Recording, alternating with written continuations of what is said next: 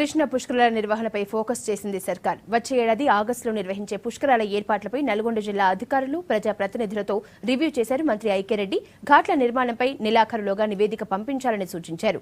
భక్తులకు ఎలాంటి ఇబ్బంది లేకుండా పక్కా ప్లాన్ ప్రకారం ఏర్పాట్లు చేస్తామని అన్నారు.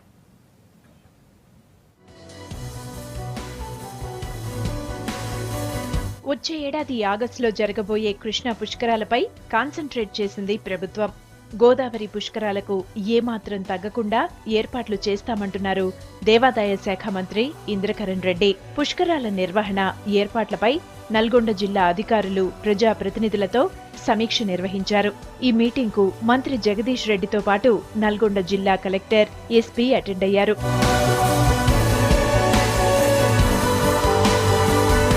ఘాట్ల నిర్మాణంపై నెలాఖరులోగా ప్రతిపాదనలు పంపాలని అధికారులను ఆదేశించారు మంత్రి ఐక్యరెడ్డి. భక్తులకు ఎలాంటి ఇబ్బందులు రాకుండా పక్కా ప్లాన్ ప్రకారం ఏర్పాట్లు చేయాలన్నారు.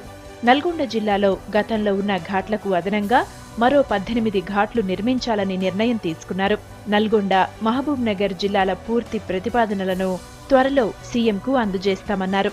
ముఖ్యమంత్రి ఆమోదం తర్వాత టెండర్లు పిలుస్తామన్నారు. 34 పాత కొత్త కలిపి 34 ఘాట్స్ కొరకు ప్రపోజల్స్ రావడం జరిగింది.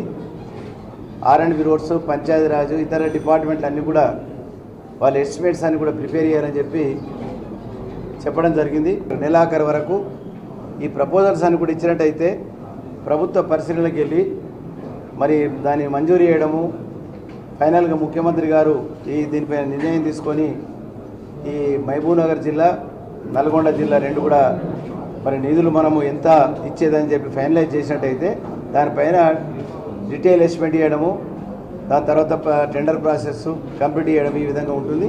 అన్ని విషయాల్లో జాగ్రత్తలు తీసుకొని మరి ప్రతిదీ కూడా ఎక్కడ చిన్న ఇబ్బంది రాకుండా చూడాలనే దాని కొరకు ఈ సమావేశంలో నిర్ణయాలు తీసుకోవడం జరిగింది.